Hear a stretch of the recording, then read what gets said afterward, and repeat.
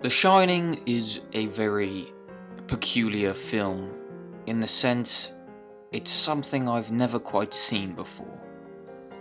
And I myself am no big fan of the horror genre, as I feel it's somewhat, cheaper and easier to do than other genres. As, you can't always make someone laugh or make someone feel sad, or not everyone can make someone happy, but it's very easy to scare someone. And that's an easy task for directors to do. And so for a long time I brushed aside the horror genre, and I felt it was cheap jump scares and stupid stories, and the odd horror film here and there, intrigued me. But The Shining is something rather different. So recently I watched Doctor Sleep, which is the sequel to The Shining, also written by Stephen King, who obviously wrote The Shining originally, and he's famous for other things like It, and The Body, which was changed into Stand By Me as a film. So, you probably know who Stephen King is, I imagine. But The Shining is a film that Stephen King hated, or the original version of The Shining that you probably know, though there are other versions which are rather poor.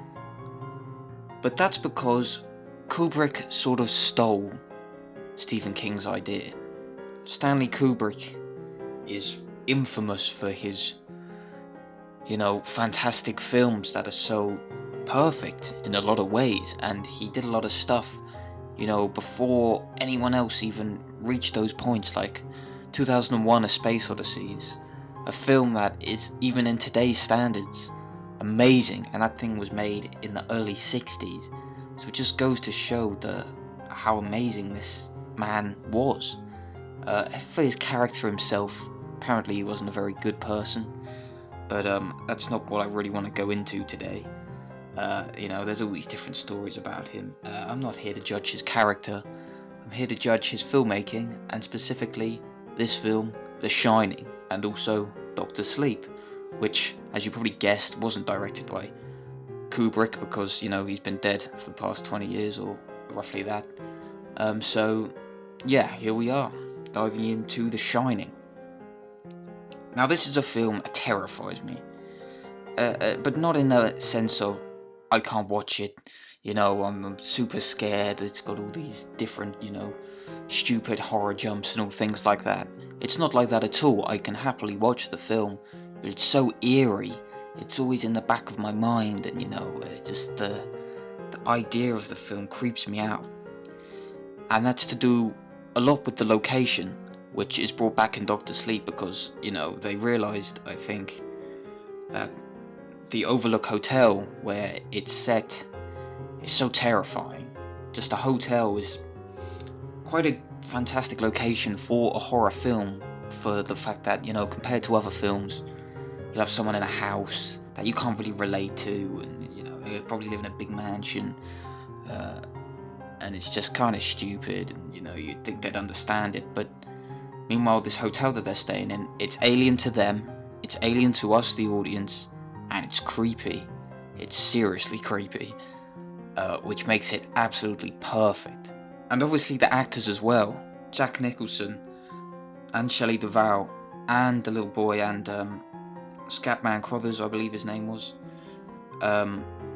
Those are kind of the four main actors that we see.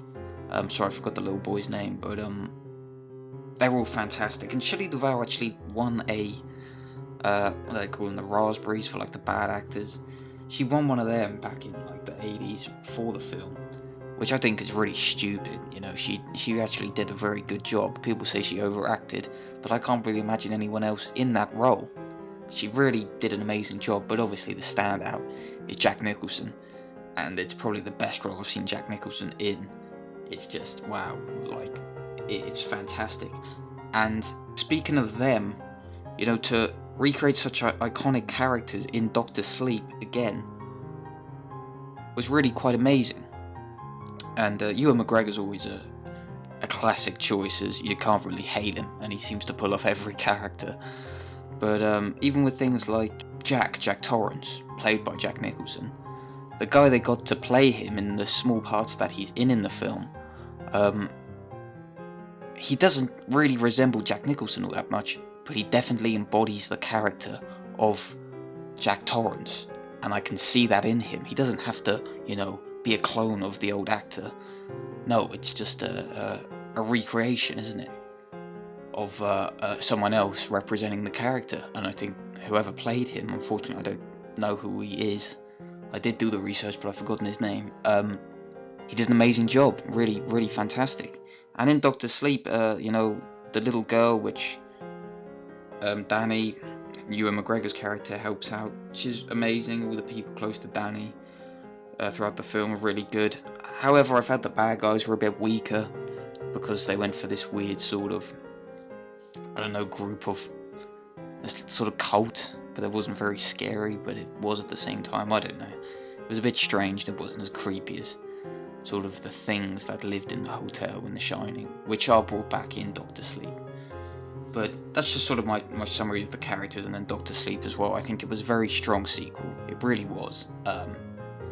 And like I say, everything in it, they pulled it out the bag. I was thinking, how are they gonna recreate such an iconic film and do it again? But they did an amazing job, Even I watched Ready Player One recently, which is, I'm not gonna lie, not a big fan. I'm not a big Spielberg fan altogether, other than a couple films, but there was a whole Shining segment in that, and even they pulled it off pretty well, and it shows how iconic that location is, which I think is quite funny. But but concentrating on The Shining, it is the scariest film I've ever seen, and I doubt any film will ever top that, because, for example, Stephen King, he said that Kubrick went out of his way to make a film that hurt people with The Shining. And you know what? I think that is a really good description. Because King's original novel, though scary, it's not something that stays with you and scars you. Watching The Shining, especially on your own, for the first time, it's bloody horrible. And it's not horrible in the way that there's lots of gore or anything stupid like that. It's just really, really, there's just something about it that just makes you scared. And, simple things like, I'd say for me, all these different people I've spoken to have different moments in the film that scared them the most. For me, it was actually when Shelley Duvall's character, she finds the typewriter that Jack's been writing on the whole time. And it says something like Jack's been playing like a dull boy or whatever. Oh, Jack's a dull boy, no, all work and no play, something like that. And that was the scariest part for me. I felt like this man has been writing for weeks, or at least they thought he was writing a new story, and he's been writing the same sentence for weeks when we thought that he was sane, at least at first, which is just horrific. And that really creeped me out. And then all the different monsters and the things that, is it actually the hotel? Which is revealed in the sequel it was, but or is it just him as a person because he's a terrible person anyway? And is the hotel taking advantage of that? And all these different mysteries, like when he's in the freezer, who let him out? Was it just the hotel freeing him? Just really amazing. The sense of mystery behind it, and I feel like that's why it's got a big fan base, is because Kubrick was very clever as he sprinkled the story. He didn't, just say, this is what's going on. Oh no, look at this. Oh, don't worry, we'll explain this. No, he left everything kind of open to interpretation. There were some answers, but a lot of answers are left.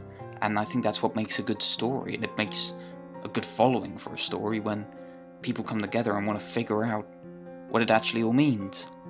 But then again, you never can, because it's a mystery, isn't it? But yeah, it's a fantastic movie, and one that I struggle to think anyone could replicate the pure terror. In the last sort of 10 years, there's been a couple good horror films I've seen. I enjoyed Sinister. I thought that was really scary, but then again, a lot of just stupid jump scares. It Follows, probably the best horror film of the decade. I love that film. But then again, I know that they're not a touch on The Shining. They're not even close. Because that thing, made 40 years ago now, how crazy is that? 40 years ago is just so terrifying and just kind of recreates our most sort of natural fears of isolation and going mad and, you know, these creatures that might be lurking around each corner. It's just sort of down to earth horror at its finest, but without, you know, cheating the audience, without using them.